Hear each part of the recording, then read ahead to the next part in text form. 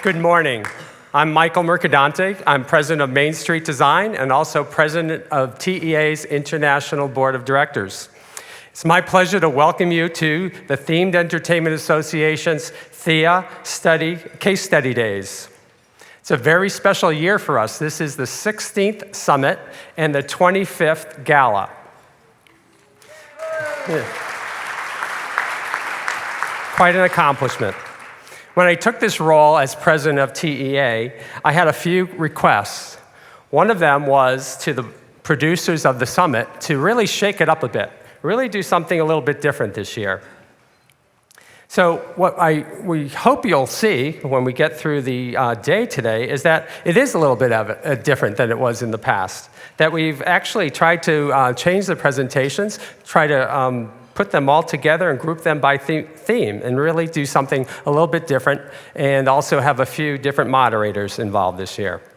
So now I ask you to hold on to your seats. It's going to be a very fast day. Here to guide you through Summit Case Study Day are today's co-chairs, Roberta Perry of ETA and Pat McKay of Ones and Zeros. Thank you very much. All right. Thank you, Michael. Thank you, Michael. Welcome to the 16th Summit Case Study Day. Woohoo!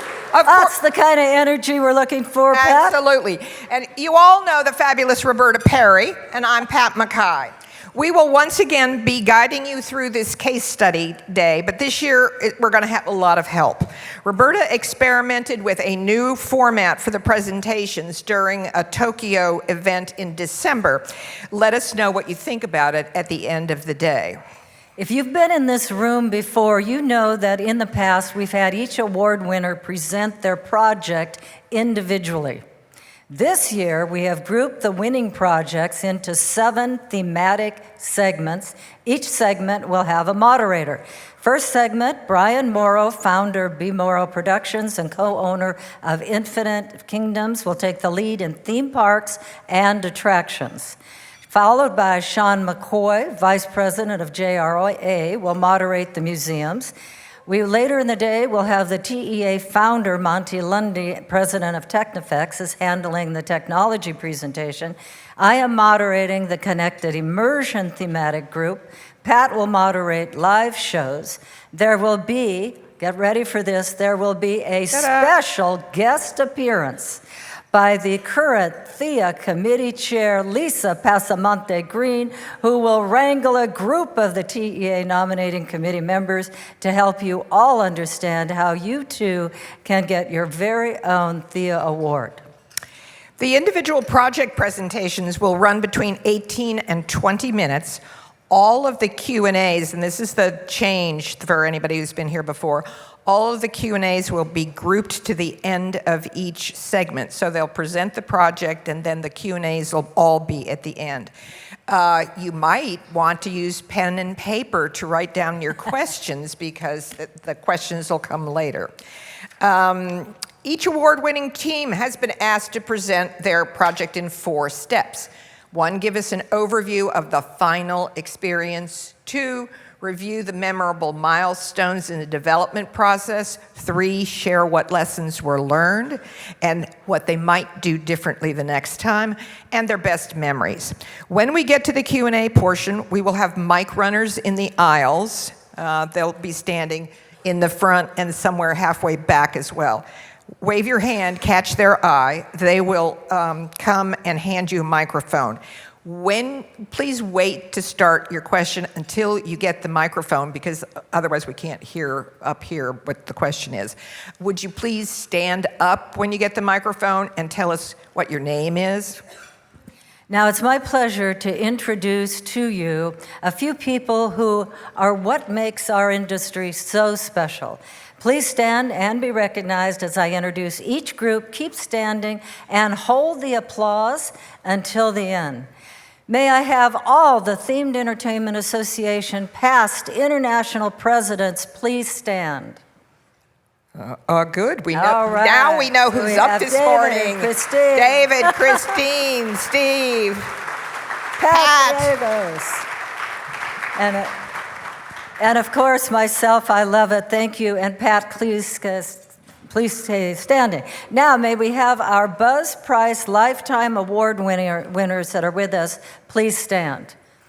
Do we have Phil Hedeman in the room? Phil, are yet? you here? Or Bob Ward? We don't with that. Now we know who's still asleep. All right, they'll be coming. They'll be here later in the day. Our new group of award recipients, our TE Masters of their Craft recipients. Do we have any of those people in the room today? If not, they'll be joining us later. Yes, all right. they will. How about our TEA Chernak Service Award winners? Me. Now we got Pat. Me. Judy Rubin, where are you? Joe Fox, Joe where are Fox you? in the back. John Robinette. All right, well, we've got a lot of people coming in. Now, finally, not quite finally, but the TEA International Board of Directors, would you please stand? All right, I know we got Claire in the back. Jill is. And all right, we got Michael as our president. Thank you, Melissa. Oh, and we got Shannon. Right. All right.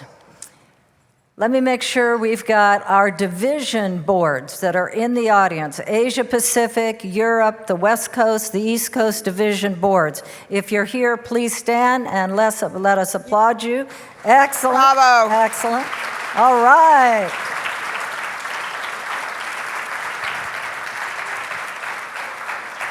Thank you all for what you do. We so appreciate everything that all of you do that are here with us today. Now, any of you who have been in this room before know Pat and I run a very fast-paced day. We will allow you to leave the room at about 6:40 tonight to go to the cocktail party. Now, I'm going to keep it going all day with rock and roll, so feel free to dance if you want to, drink lots of coffee, but it is a fast-paced day. The complete agenda and presenter bios are in your program and on the teaconnect.org Summit blog. The speakers are kept on schedule by our moderators with Pat and me. We're just getting ready for Game of Thrones Sunday, I got to tell you. Maybe this year we don't have the hook, but we definitely have Pat's glorious Night of Illumination sword, so we'll use that to keep everybody on track today. And just to make sure so you know that we're not being rude with our moderators too, when our presenters get to the 20-minute mark, they're all being timed up here. They get to the 20-minute, it goes red. We let them take a breath, and then we start the applause. So that goes on all day long, otherwise we'll never get to the cocktail party tonight. And we do want to do that. Now, during the presentations, if you leave the room, please do so by the doors in the back of the room. Lunch will be served outside on the lawn from 12:30 to 1:55. At the end of the day, you are all invited to join us for a no-host gathering in the Mark Twain Room and Terrace on the ground floor of the Frontier Tower for the TEA Summit Mixer. So take a moment, set your phones to vibrate. Feel free to tweet or Facebook today. The hashtag is #TEA Summit. In the back, say hi to our social media queen, Judy Rubin. If you have an idea for a story, go to her. As usual, in-park publisher Marty Polici is our photographer, so smile for the camera. In past years, the internet reception in this room is not always stellar. Sometimes it's better out in the public areas. And now no case study day would be complete without this announcement from Roberta. All righty, those of you who have been with us before know what this part of the day means. You are now going to have 3 minutes to get out 3 of your business cards, and you're going to meet 3 people you haven't yet met at this conference. So are you ready? Okay, here we go. 1, 2, 3. Go meet people you haven't met before. It's funny, it always works.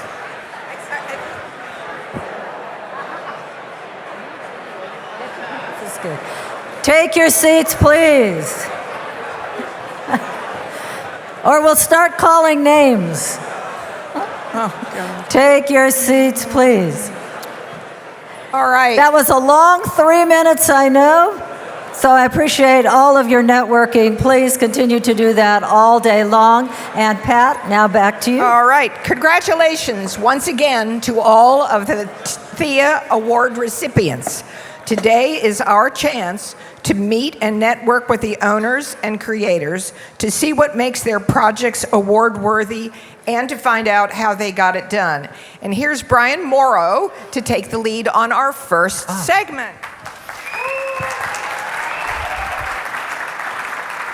Good morning, everybody. Very happy to be here as part of B. Morrow Productions and my crew. Shout out to my crew that's in the audience as well. We're going to start with outstanding achievements this morning in the theme park category and water park category. So today on stage, we are joined by Dale Mason, Universal, there he is. He is the Vice President and Executive Art Director at Universal Creative. And we have Justin right next to him. There's Justin. Justin Swartz, he's the Director of Engineering and Safety at Universal Creative. And then our furthest away contestant this evening morning is Daisy Shang. Hi, Miss Shang. And Daisy is the Executive President and Chief Officer of Global Brand Promotion at Fantawild Holdings, also an AOA Reward recipient today. So, without further ado, Dale and Justin, you have the stage. Good morning. Kia ora. We don't have audio.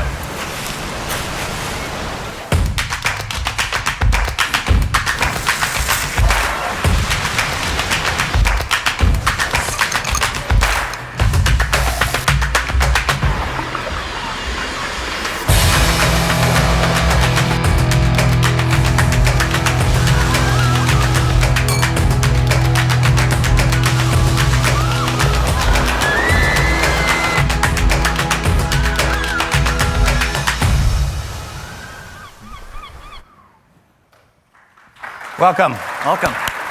So, what is Volcano Bay? Well, it's actually our third theme park in Orlando. It's also the quintessential Polynesian island paradise. It's a mythic tropical oasis where you can experience a getaway that's every bit as intense and serene as you'd like. I mean, that's the takeaway point in here. It's adventure, it's chill out, it's a little bit of both. Let me give you a very, very quick site overview. This is a very difficult site to work with, but I actually love the shape of it. It's shaped like an island, but it's broken up into 5 areas. There's the main entry point. There are actually 3 villages that surround the volcano in the center. There's the Wave Village up at the entrance, which is where the wave pool is. There's the River Village, which is kind of our family area with children's play and other rides. And in the back is the Rainforest Village, which is kind of deeper into the jungle, and it's home to the Krakatau water coaster. And so we start every project creating what we call the 10 Commandments. Many are very similar through the projects, but some are unique to each. Today we're going to touch on 3 of these. 1, we're going to talk about the rides. 2, we're going to talk about theming and leverage and plausible fantasy. And 3, we're going to talk about VIP and luxury experience. So let's get started. All right. So it's all about the rides. It's true. Our guests, when they come to a water theme park, they want to experience really great attractions. So we knew we had a large task to try to figure out what the best attractions were. All right, so what makes a good water attraction? Well, first you have to start with the basics. You have to establish the palette. We have body slides, speed slides, mat slides, tube slides, raft slides, rivers, pools. The Universal team, we traveled around the world looking at the world's greatest attractions and tried to figure out what the right balance of attractions might be. So, what is the right balance? Well, what we found was our guests were looking for communal, thrilling experiences. We wanted to focus on making sure our guests had multi-rider experiences. And what we did was we had 80% of our rides within our park actually be multi-rider experiences. All right, so when you're building a water park or a water theme park in our case, there are certain must-haves. Guests expect when they come to a water theme park that you are going to experience these rides at a minimum. So here's our basics. Our mat racers, the Punga racers. Punga racers. Yeah. our tube slides, Tanawa tubes. Tanawa tube. Family raft slides, Ika Moana, our wave pool, our leisure pools, our lazy river, the Kopika Y. Yeah, Kopika Y winding river. And our kids' play area, the Runamucka and Tatiki Reef. What's really cool about our kids' play area too, a traditional kids' play area usually has that giant water bucket that dumps on all the guests' heads to soak them and have a good time with. Well, in our world, we decided we weren't going to have a dumping bucket. Instead, we have these 5 mini volcanoes that blast gallons of water all over our guests throughout the play area. It's really, really fun. All right, so then we have to layer in our really special experiences. All right, my personal favorite, the Ono and Oya drop slides. So a funny story about these slides, you can see them, they're pretty cool, was when I was growing up, there was a local water park near my home that I visited a lot, and they had one of these drop slides, and it just stuck in my head for many, many years. I actually was too afraid to actually ride it. So when we were creating Volcano Bay, I told Dale about it. I don't think he really believed what it did. And so I took him up to my local water park back where I grew up, and we went and rode it, and I think we really liked it, and we brought it to Volcano Bay. That's why it's called Oh No. yeah. And we have our speed slides, Kala and Tanui, and our Kokiri body plunge. Kala and Tanui are serpentine speed slides, and they actually have a trap door that drops, and you twist through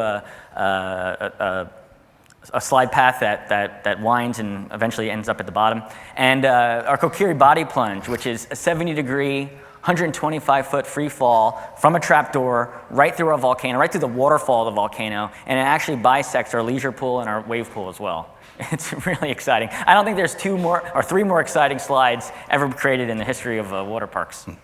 Hanu, this is one of our family raft rides that really redefines what a half pipe is, and Maku and Puihi. It's a raft ride where we experience tons of twists and turns and water effects throughout the entire experience. And actually, Maku and Puihi means actually wet and wild, so it's an homage to our earlier park as well. Yeah. And the Tiawa Fearless River, our action river, this river is intense. It has chop waves, it has rapids, and it also has tidal waves that push you across the river. All right, so this is our star attraction, the Krakatau Aqua Coaster. It is an intense journey through the Krakatau volcano. Linear induction motors blast the vehicle uphill. This ride never slows down from the moment it starts. Water fireworks explode in front of you as you travel through the slide path. I gotta say, when we created this ride, we knew it was gonna be a great water coaster, but what we didn't realize was it was actually gonna be ranked as one of the top roller coaster rides in the world, even against traditional iron rides. All right, Dale, why don't you talk about theming? Yep, all right, so theming. So, much of what a theme park really does is allow you to continue an adventure based on your favorite movie or book. The guest comes with an understanding of the basic story, but with Volcano Bay, we actually needed to create our own story, one that would inform the design and resonate with the guests. So let me tell you the story. Click. So, long ago when the world was new, the Waturi people, the watery people, sailed a fleet of outrigger canoes across the vast, treacherous ocean in search of a new home. Legend told of an uncharted magical island that could only be reached with the help of Kanuku, a mystical fish with many golden fins. Their great voyage took them to New Zealand, Tahiti, Hawaii, Bali, and even as far as Easter Island. And along the way, the Waturi made a legion of friends, warmly embracing the customs, music, and art of the diverse cultures they encountered. But alas, no Kanuku. On and on they searched, and in time they sailed almost to the edge of the world. And there, to their amazement, was Kanuku playing in the waves. The children dove into the waves and joined Kanuku in laughter. "You are ready," was all she said. She turned and swam away. The Waturi followed, and within a day, they saw on the horizon a smoking mountain. The Waturi people share this island with the mythic Krakatau. It's a water volcano by day and a fire volcano by night. Now, that sounds like a story I'd want to be a part of, so how do we realize it? I thought it would be fun to show you some images of our original conceptual model, talk about them, and see how we really did in realizing them. So here's the main entrance. So remember the story of the Waturi coming ashore. We designed our entrance as a sloped beachhead, and the pavement is finished as sand. That building that you see in the back is actually a longhouse. It's a traditional meeting place for Polynesians. It's actually it's actually a boat turned upside down. And the marquee itself is a series of bamboo sails with fountains that pop up and down. You see, we did a pretty good job of realizing that. One big difference, though, is that we lowered the marquee to fit the park's name into the actual photographs that people take at the entrance. So, step inside. This is the reception. It's done here resort style. It's very important that it's not traditional. And you know, the Polynesians, look at the elements here. The Polynesians navigated the ocean using maps made of twigs. They lashed them together with tiny shells that indicated the locations of the star. They held them up, aligned the stars, and somehow they crossed the world. So, our reception is a canoe. The image of Kanuku is carved into the hull. The headboards are the spirit animals of the villages. The backdrop behind it is a painting of the Waturi people as they arrive to the island, and our star map floats above.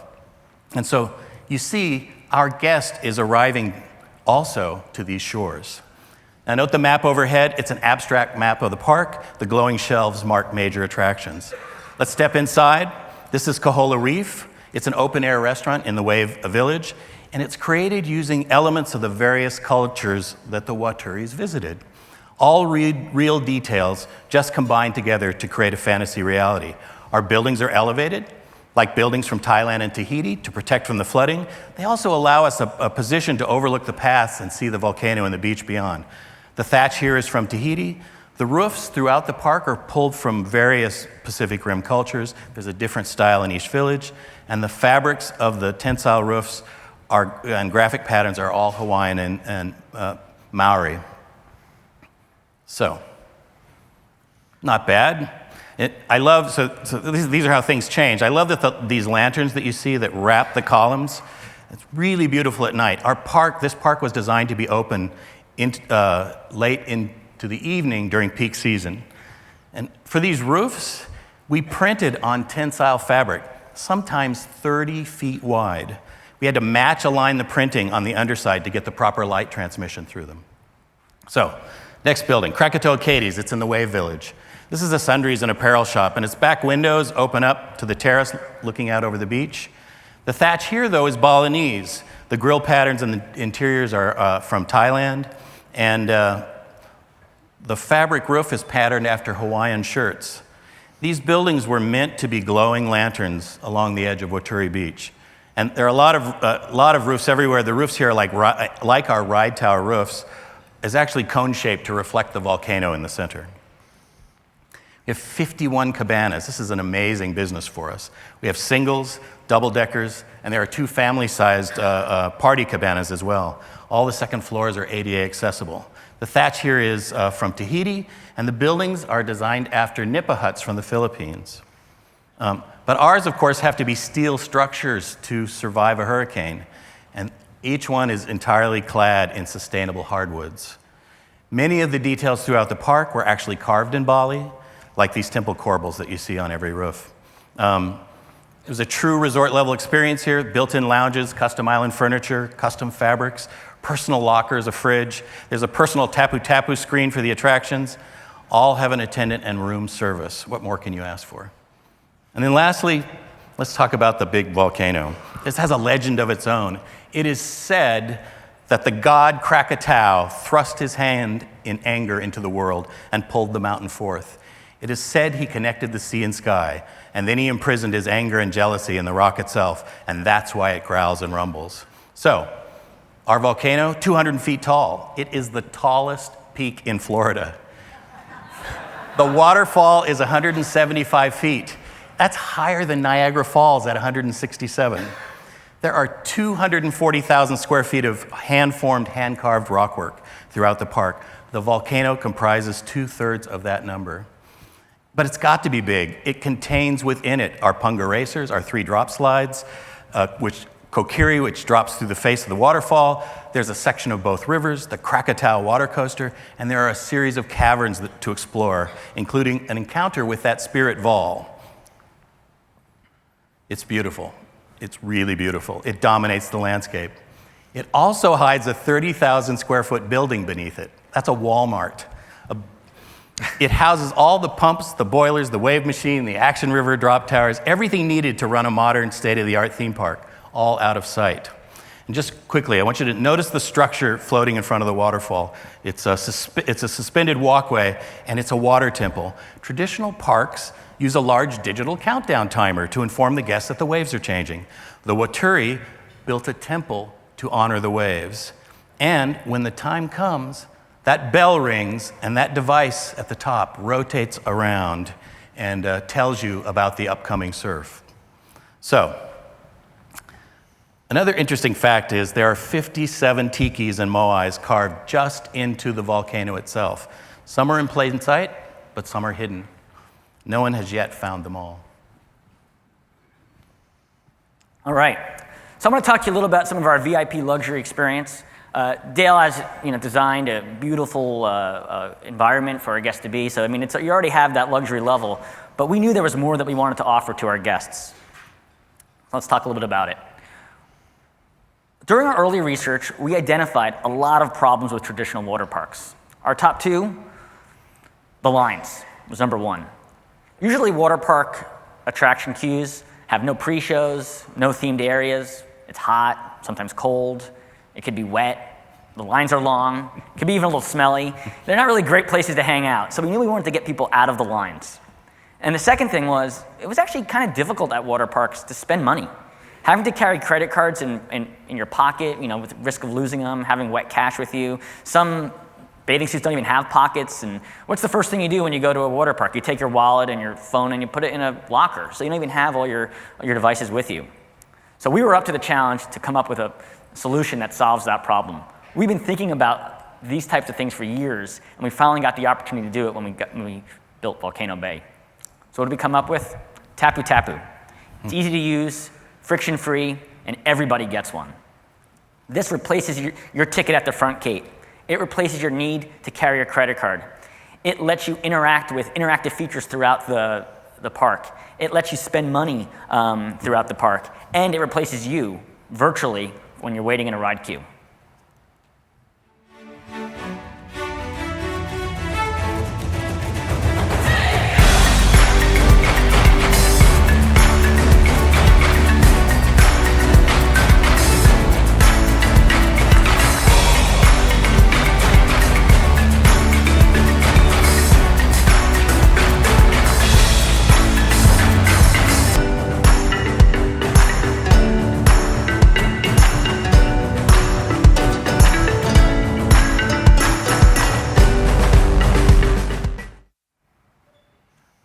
All right, Tapu Tapu. So let's talk a little bit about our virtual line concept for Tapu Tapu to kind of eliminate that first problem that we've identified in water parks.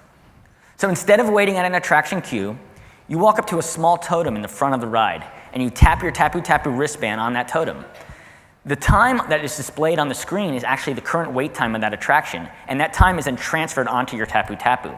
If the ride time changes for any reason, like let's say the ride operates a little faster or the ride has to operate a little slower, those times are then transferred back to your Tapu Tapu device so that you can know exactly when it's time to ride. So what do you do while you're waiting? Well, have fun in the park. Hang out in the pool, get a drink, relax on the beach, experience some of our rivers. It's your time. We're trying to let you experience your vacation time the way you want to experience it. And then when it's time to ride, your band will say, ride now, and we'll give you a little notification it's time to go into the attraction. Return to the ride, experience the attraction with a very minimal wait. Remember, the Tapu Tapu doesn't make the line shorter in the park. It just makes waiting in the lines much more enjoyable. We're trying to take the queue experience out of theme parks. So how do we do it? There's some technology, a lot of technology that goes into these bands. There's actually more technology packed into the Tapu Tapu than most consumer smartwatches. We have short, medium, and long-range wireless technologies. These bands are not rechargeable, so the power technology, the power management technology we have in these bands is really sophisticated, so they last a really long time. They're waterproof, obviously. They have anti-theft technology because we have to get these back at the end of the day and return them to or give them back out to our guests the next day, so we make sure that our guests don't walk out with them. And they even have a touchscreen so you can interact with the bands as well. Right, Dale?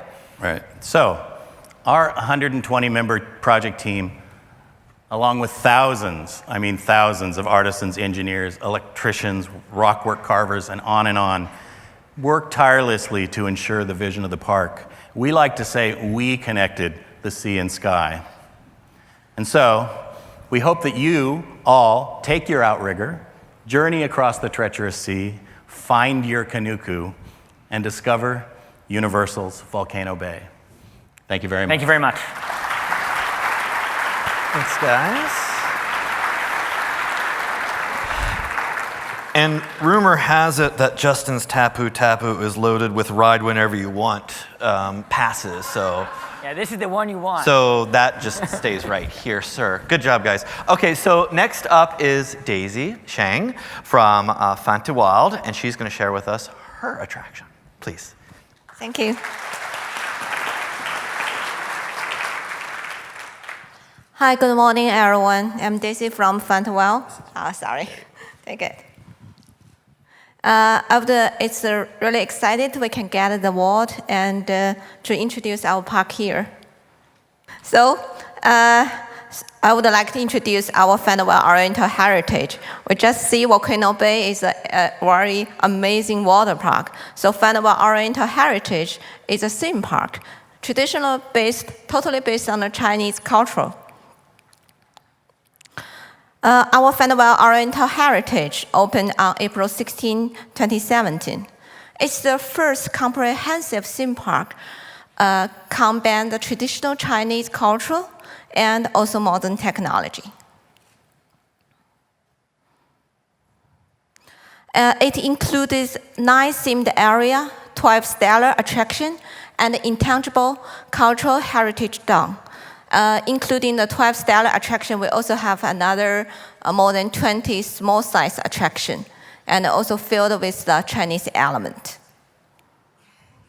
When we decided to design the Fantawild Oriental Heritage, we select the suitable mythology, folktale, and folk arts from the Asian Chinese culture. And we decided to use the state-of-the-art technology, such as the virtual reality technology, digital imaging technology, motion vehicle, elevating and rotating platform, and multi-degree of freedoms simulation robot. And in the design, Fantawild Oriental Heritage has abundance of creative attraction in various forms, many of which are first of this kind in the world. Including the dome theater with elevating and rotating platform, and the full-side diamond-shaped AR theater, and flight simulator rides, trackless vehicle with circle vision 360-degree theater. I would like to introduce some of our key attractions. First is Bridge to Love. Attraction is the adopt from the classic Chinese love story. The theater system is the first in the world to combine a 360-degree rotating and elevating platform and a dome screen. The attraction gives the audience a thrilling experience of flying into the sky. Eternal Love is another love story based on the China traditional love story. It's a holographic AR stage performance with the world's first full-set diamond-shaped stage. It can accommodate 1,000 people at the same time. And no matter where the audience sits, what they view is exactly the same. The Legend of Nuwa is the 4D dark ride with different screen and special effects. Visitors will be seated in motion vehicles with multi-degree freedoms to witness the goddess Nuwa fight to protect the mankind from the demons and maintain the broken sky. So, Fantawild Oriental Heritage successfully combined classic Chinese culture with high-tech immersive experience by developing numerous compelling attractions. Visitors can indulge in traditional Chinese food, see exquisite ancient buildings, and enjoy different artistic performances of traditional Chinese style. So I'd like to share a short videos from our park.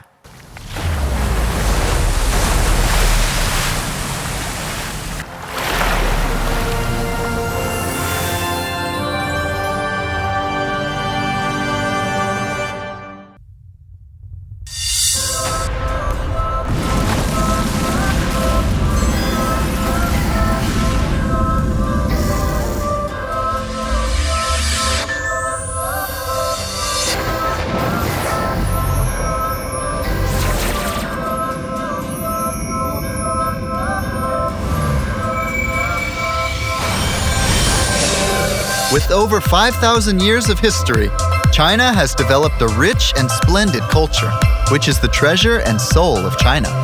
So Fantawild plans to use the most advanced technology to create a brand new theme park showing China's rich cultural heritage to the entire world. Our Research and Development Institute tracked the most advanced technology from around the world and applied these technologies in our park, such as automatic control, electromechanical integration, special effects filming systems, tracked and trackless rides, large-scale lifting platforms, and AR technology into our park, enabling the powerful figures and goddesses from our tales and legends to do incredible and amazing stunts that will provide an amazing experience for the audience. Fantawild Oriental Heritage has an abundance of creative attractions in various forms, many of which are the first of their kind in the world. Bridge to Love is a full-dome theater with a movable seating platform, which was designed by Fantawild. Visitors will be seated in front of a giant full-dome screen 22 meters in diameter and be taken into the Celestial Palace to witness the romance between the Weaver Girl and the cowherd.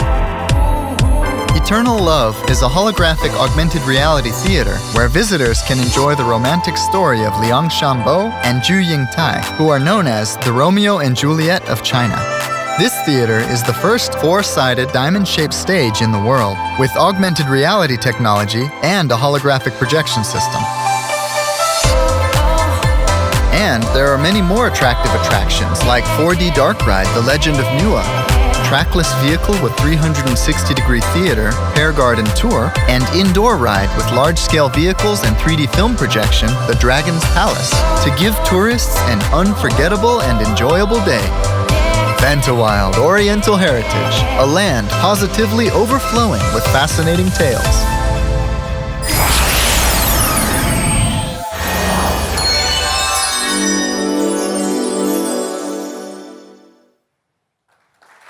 Thank you.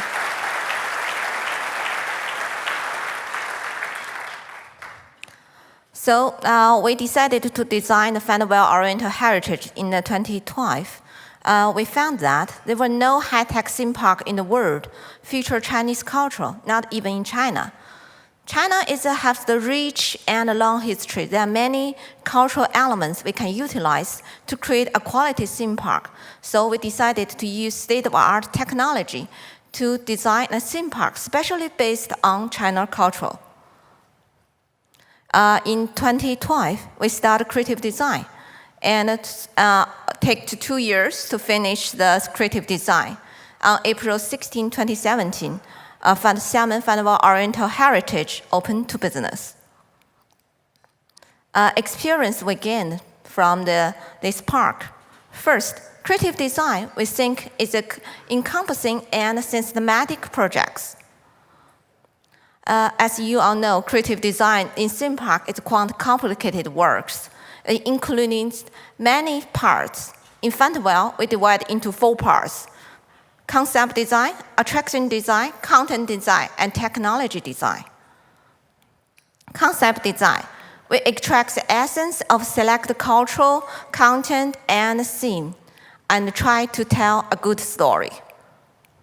Attraction design, based on the concept design, we select suitable attraction forms to develop attraction, and if necessary, we will create a new one to better display the innovation and content. Then the content design. Based on the concept design, we complete the attraction plan, including the content, progress, videos, and dialogues. technology design. Based on the concept design and its content, we select suitable technology methods to develop attraction. And if necessary, we will do research and develop new technology to better display the content and the theme of the attraction.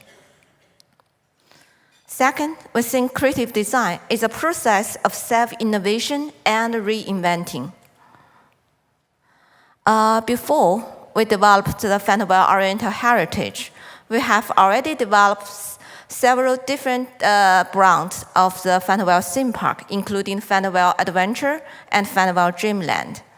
All these parks give us the experience of building Fantawild Oriental heritage. So far, we develop and operate 25 theme parks, and we still have another 11 under construction. Attraction update ensures a better experience. The construction of the area park is not just copy previous ones, even if it's the same brand of theme park. We still redesign and adjust every attraction based on the feedback we get during operation. Thank you to our operation teams. We operate all the 25 theme parks by ourselves, so it's easier for us to get all the feedback from the audience. So we keep upgrading all the attraction, even for the same ones, so to improve the tourist's experience. I would like to give examples of our 4D duck ride. Around 15 years ago, we started to develop our first 4D duck ride. We call it Dino Rampage. It's an immersive experience of escaping from the dinosaur running amok with lifelike decoration, special effects, and 4D films. After several years operation, we started our second generation of 4D duck ride, Wizard Academy. It's about the wizard entrance exam story. And in this attraction, it has many developments, such as 3 retreating screen. It's a combination of 3 flat screens, which make visitors believe they're dodging and retreating from attack. And in Fantawild Oriental Heritage, we start our 3rd generation of 4D duck ride. They're based on the Chinese mythology. By putting together 3 flat screens at certain angles, we are able to create an engaging and lifelike visual effects. Putting together 3 flat screens and 3 curved screens, we can give the audience a continuous motion. With the newly special effects and vehicles, the ride has become a star attraction in the park. We will develop theme attraction based on the local culture. Many theme park attractions in the world recently are based on the very famous IP, so that this attraction can have a large fan base from the start. But the license fee for a well-known IP is usually high and may not fit very well with the local culture. So we take advantage of our strengths in creating original content by pairing it with research and development customized to the local theme park. Such as in the Fantawild Oriental Heritage, we select traditional Chinese folktales or stories from the ancient mythology, such as the Legend of Nuwa. It tells the story of the goddess mending the broken sky, the Lady Mengjiang and the Great Wall, the butterfly lovers. They're all very famous story in China, but they don't have very famous IP based on it. So we developed this story in our own ways, use our unique technology, brings new life into the old tales. And after Fantawild Oriental Heritage opened to business, we keep improving it. First, special events are held during the traditional Chinese festivals, which fill the park with the air of the festivity and promote traditional culture, such as the idol tour of the traditional Chinese culture, such as the coming arts of ceremony with the Han clothing, traditional Chinese clothing, and the Lantern Festival, And when the parks opened to the business, we found there were not enough attraction for young children. So we adopt some changes. We're providing protection suit for children to reduce the gap between the body and the safety bar, so make it more safety for the young children. And we renovate and adding some small size attraction, especially for the young children, so they can all enjoy with their family. That's our Fantawild Oriental Heritage Park. Thank you. Thank you. Well, thank you, Daisy, and congratulations to both recipients for their outstanding achievements. And I think we should all take just a breath to recognize that very rarely do individuals of design teams and individuals and folks all throughout the TA get a chance to build a new gate. It is a rare experience in our industry, except for Fantawild that's building 40,000 of them. But everyone else, it's a rare experience to do this. So it takes great passion, great care, and persistence, and a bit of chutzpah to get these things done, as we know, to get these things open and over the hurdles. So congratulations to both of you guys for doing that. And before we do Q&A, because we're actually ahead of schedule, I promise, Roberta, I'll give you the time back, but I just wanted to share another observation, is that you're looking at two theme park operators that are also turnkey designers and builders. And they certainly use resources throughout our industry, but there's something to be said about figuring it out on your own. Fantawild does their own animation, their own R&D, their research, their development. That's a lot of work. We know Universal Creative does a lot of the same things as well. So that's a really outstanding achievement as well, to be able to do these things with your own resources, again, investing in your team members, your people, and what you care about to grow your business and deliver the next generation of guest experiences as you see these award winners here. So I'll stop talking and we're going to do some questions. So bear with us. It's the first question session. We'll see how this goes. Thank God I don't have to give one. Do I get to call who gets to pick? Well, we can do it any way you want, my I darling. don't have a preference. I see a hand over here, though. This was the first one up. Well, wait a second. In the back we have to get a booth. mic runner there. I mic know. runners, where are you? You need Fast to be in feet. the aisles. Fast feet. And there we go. Oh, we got a mic runner. Good Yeah. morning. Oh, good morning, Cynthia. Okay. Cynthia Sharp, Thinkwell Group. Can't help but notice we've got two projects that have deep cultural roots here. And TEA is an umbrella organization. A lot of our museum members are currently wrestling with how to authentically include and share authority with Indigenous voices. The Art Institute of Chicago actually just delayed an exhibit because they didn't include Indigenous voices enough in an experience about their culture. To the Universal team, can you talk a little bit more about your research process that led to the storytelling elements? We've heard from other teams like Alani and Everest about how they did it. I'd love to hear more about what you did. Sure. Well, we do a lot of research. We did and traveled a lot. I've done some extensive traveling throughout the Pacific Rim.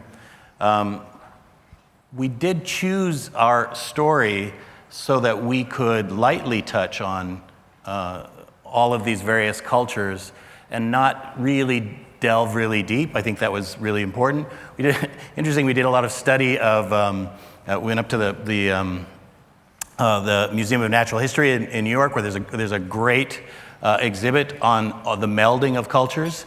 And we also took and passed everything that we were doing through some cultural representatives from each of, from actually several of the cultures, just to make sure that we weren't saying the wrong things, crossing the wrong lines.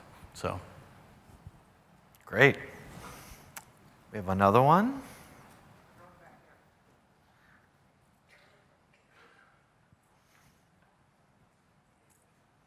Hello, my name is Triet, and I had the honor of being an intern for Universal Creative as of last summer, and getting to experience Volcano Bay when I was there was definitely a highlight of my internship. So, a question to both of the design teams for Volcano Bay. I understand that you guys design a wonderful theme park, so a lot of your attractions are visible from the outside. They're mostly slides.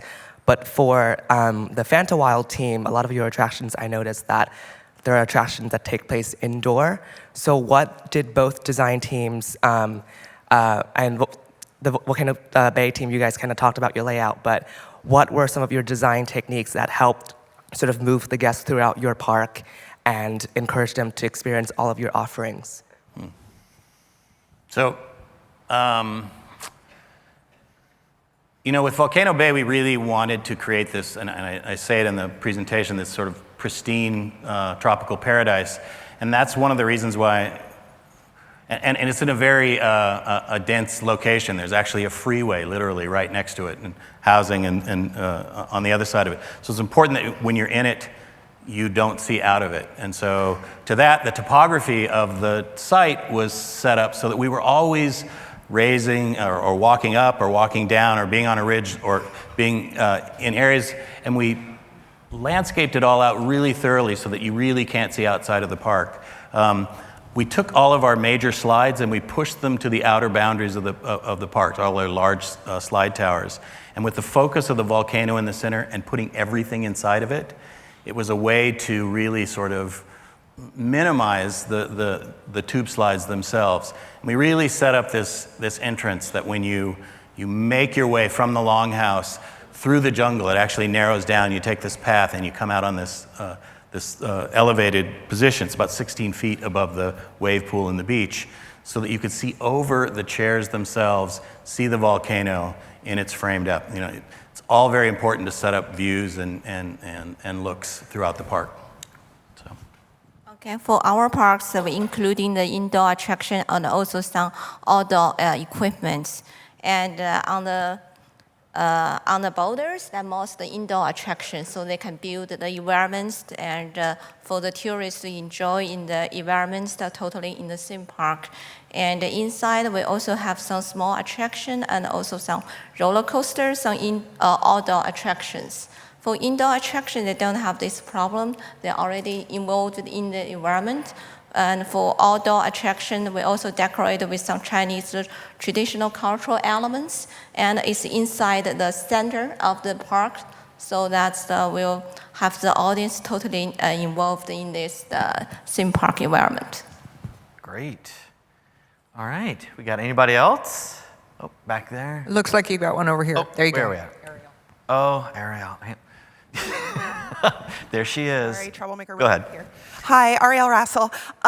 Question for, I know with the tech in Volcano Bay, there was definitely some test and adjust in the early phases and some learning and things. So for both presenters, can you speak to either some lessons learned or maybe there was an oops moment along the way where you had to kind of change course or fix? And that kind of goes as a question throughout the day for all the presenters, is would love to hear about those lessons learned and some of the harder moments and challenges on your project. Sorry, could you repeat your question? I didn't get it, sorry. So major challenges or changing course or path of travel for the design obstacles you had in the development? Yes, the first obstacle we have is that that China has a long history, a lot of elements you can develop, so it takes a long time to explore all the elements, all the folktale we can use. Then we select the most suitable ones. Because some story, though, is very famous, but not very suitable for modern peoples. So the first that we select the elements we can use. The second is that we try to build some unique attraction. So we research, and also based on our own appearance, we already have a lot of the attraction form, but some of which we think is not enough to show our ideas. So that's why we developed some unique attraction, like the Bridge to Love. It's the first of the one in the world. We can use that's the dome screen combined with rotating and also elevating platform. So this form is very unique. They can make the audience feel like they are flying into the sky, follow our protagonist in the story. Also, as the AR performance theaters, it's the combine the people's performance and also with a lot of the movies, the AR technology, to show our traditional love story. I think that's the two main obstacles we met. Yeah, and on Volcano Bay, there was a lot of challenges. What we were defining what a water theme park was. So that comes with challenge. And when we decided we were going to make the park completely virtual lined, without having traditional queues, that presented a lot of challenges to us. One definitely on the technology side. I mean, all this was invented, from scratch, and working with great partners, figuring out how to do that, and working through all those processes. But more, I think the thing that I don't necessarily think we planned for it, but we didn't understand how much of an undertaking it would be, was really just the implementation of new technology to our guests. Never has there been really an experience where everybody gets a device. Everybody has to use these type of technology and really change the way they experience a theme park. So us understanding how people react and the psychology behind using these types of technologies was eye-opening to us. To this day, we analyze and we look at our guest feedback and we look how the system is performing and we make adjustments and tweaks. We actually design the system around the ability to improve it. And so if you went to Volcano Bay 6 months ago, if you come back in the next 6 months, it'll be even better. Every day we improve on our technology. We make sure that it delivers to our guests. Yeah. And I would say one of the biggest challenges from a design standpoint and from a construction standpoint is when you build a volcano, you think you're going to build it from the ground up. But actually you have to build it from the top down. You cover the entire thing with scaffolding and you begin your carving at the top. And you begin to peel away the scaffolding, and hopefully what you've done underneath is good. And there were many, many times when we actually took sections of the scaffolding away, went, oops, we need to make some changes. We put a little bit more back up to make some adjustments to it. And that goes for the waterfall as well. It took probably 3 months to actually tune the waterfall. The first times we were turning it on, we actually had to keep the scaffolding up, and so the waterfall was falling all over the scaffolding. We flew drones all over it so that we could look into corners and see what the water was doing. We needed to really control what gravity didn't want us to. Yeah, when we started, we thought, waterfall, that's easy. We'll just hire a waterfall designer and help us design a waterfall. But we realized there is no waterfall designers.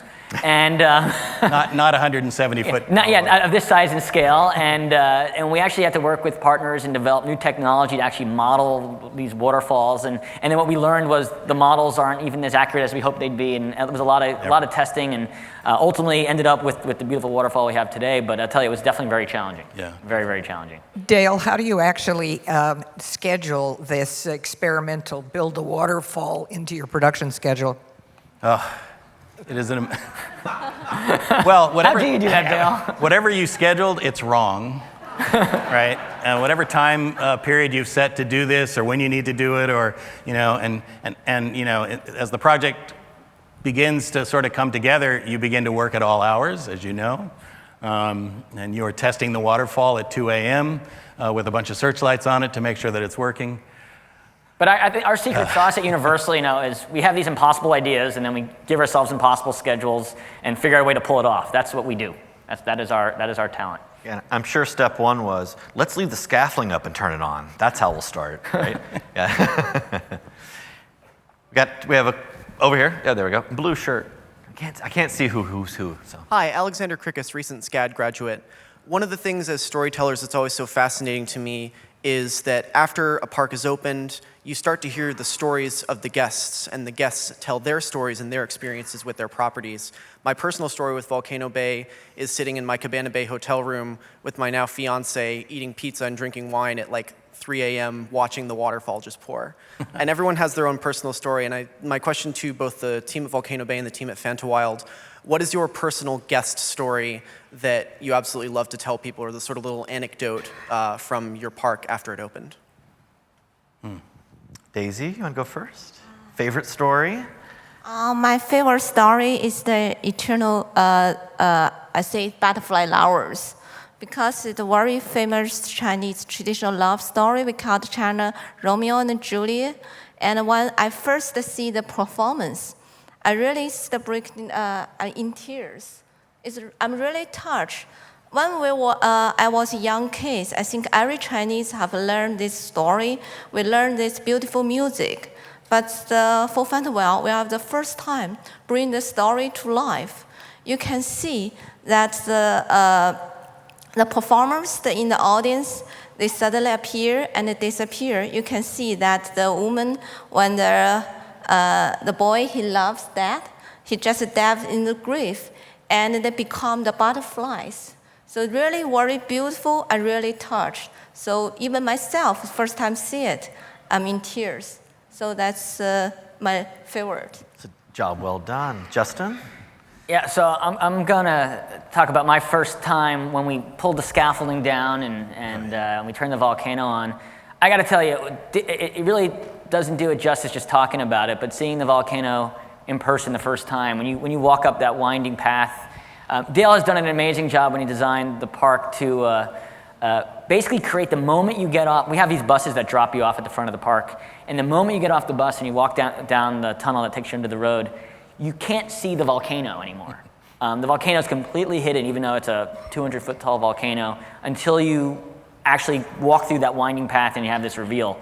When you see that reveal, it is breathtaking. And watching our guests kind of walk, see the volcano as they're driving down the road and understand what they're getting to, but when they make this journey, they kind of forget that there is a volcano here. And when they see it, it's a pretty outstanding view. And our guests really, they become quite excited when they see it. And then, of course, seeing all the great slides and rides attached to it. It has at that 170 some plus foot level, there's a deck up there that is an entire fountain array. And so that we can fire it off to make the erupting volcano. And at night, we light it in such a way that it really does look like lava. And we have actually, I'm ashamed to say, stopped traffic on I-4 when it fires off, people pulling off the side and trying to take a picture. A very interesting thing to me is I don't tell the story, we haven't told the story about the hidden tikis on the volcano. But I can tell you I've had numerous people come up to me, kids and whatnot, come up to me, and they know that story. They know that there's 57, and I don't know how they get that number, where that is, it's on the web somewhere, and they'll come up to me and say, I found 42, where are the rest? And I'm not going to tell them. Does Nassel know? Where's Melissa? Does she know? Dale hand-carved Lisa, Melissa, yeah. I actually don't think they know either, because I actually carved some of them myself. Sneaking around, grab. Yeah. Okay. Brian, we've got another question here in row 2. Adam Sharp, Daisy, I have a question of how did you choose what stories that you were going to tell, and what mythology you're going to use, and do you know what the next ones are? Just as that I described before, there's many traditional Chinese story, and it's kind of difficult to select which one you would like to use. So actually, we spent a long time for the Chinese intangible heritage. We divide into several different tabs. And we select from each tab which story we think that they can connect with the people now. Because maybe some story, they are very famous, but their spirit in it not suitable for the people we know, not link with us. So we just select the one. We think that their spirit in it still connect with the people now. So that's the first. That we select story. Second, we select the story that they can use the high technology to display it. And they have some imagination we can show to our audience. So we select this kind of story and use our design team to make the story based on the traditional ones. Sometimes maybe we need to modify several parts of it to make the technology can display it well and can give the audience the imagination, can give the audience the immersive experience. Does it make sense? Good. We have time for probably one more. Let's go to this side of the room. Hi, Austin Andrade, JTI Millwork. A major consideration for all theme parks, of course, is making the attractions accessible for all guests. But I particularly wanted to ask the Universal team how that applies to a water park. You mentioned your second floor cabanas being ADA accessible. And I would love to hear more about the challenges and solutions you guys found to making your guys' attractions accessible for all guests. Sure. Happy to talk about that. Accessibility is a very important aspect to our design process, especially at Universal. We think about that in kind of all aspects. Traditionally, water parks aren't very accessible places. You have to climb these long towers to get to the top, and so trying to figure out a way to make our attractions as accessible as possible were important to us. As we talked about the balance of attractions, well, part of that balance thought process is what rides can we make accessible? So, for instance, we knew like the Krakatoa Aqua Coaster, we were going to make that ride, since that was our premier star attraction, had to be accessible to all of our guests. So we designed it such that, as long as you meet the minimum riding restrictions, to be able to ride. So we have elevators to get you to the ride platform, the loading. We have devices to help you transfer into the raft. Also, kind of unheard of in the water park world is, on some of our slide towers on the Maku and Puihi tower, that tower actually has an elevator. We added an elevator so that we can, again, move our guests from that may be able to walk up the stairs to the top so they can ride and experience those attractions. So not every one of our attractions does have an elevator, but a good majority of our attractions is accessible, and we try to make sure that balance is there to our guests. Brian, I've got one more here. We got 45 seconds. Sorry. So my name is Casey Garashi. I'm a student at the University of Central Florida in Orlando. So I found that there's a fine line when it comes to advanced technology where it can either pull people out of the experience or break the magic, or it can aid to the theming. And I feel like these two parks in particular navigated this problem really well, especially with the four-sided AR experience and the Tapu Tapu interactives. So I was just wondering if you could share a little bit about the process you use to make sure that advanced technology adds to theming and not break it. So I'll talk to Volcano Bay real quick. When you work on a project with Dale, the last time we sat on the stage, Dale and I were accepting the award for Harry Potter, which is another land that we designed that you really can't showcase the technology. So Volcano Bay, Harry Potter, both of those attractions are spaces where it's leveraged in advanced technology. Tons of it is everywhere to make all of our attractions and experiences happen, but you can't showcase it. So we spend a lot of time figuring out ways to make it kind of blend seamlessly into our environments. Like hiding our pump rooms and all the equipment spaces. Yep. Our Tapu Tapu bands themselves, don't have a lot of technology glaring in front of your face. It's all kind of hidden to the guest. So yeah, we do try to layer that across, and we don't try to showcase technology unless it needs to be showcased in very specific ways. But for Volcano Bay, yeah, we want technology to be into the background and really let our guests have that luxury kind of relaxing experience as opposed to the technology in your face experience. Great. Perfect. Well, a quick congratulations to these outstanding awards today.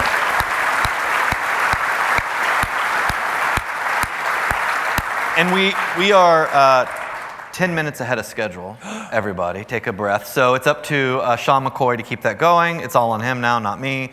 And again, you heard some really interesting unified themes between these two new gates constructed on different sides of the world. Unity, cultural references, togetherness, family experiences together, things you can do together, and inclusion, either by ability or knowledge base as well. So really important things happening as trends in our industry as well, of where the guests are directing us and what they're wanting from us moving forward, and also no movie IPs in either of these attractions. So it is plausible to create original. It does happen. So congratulations, guys, okay?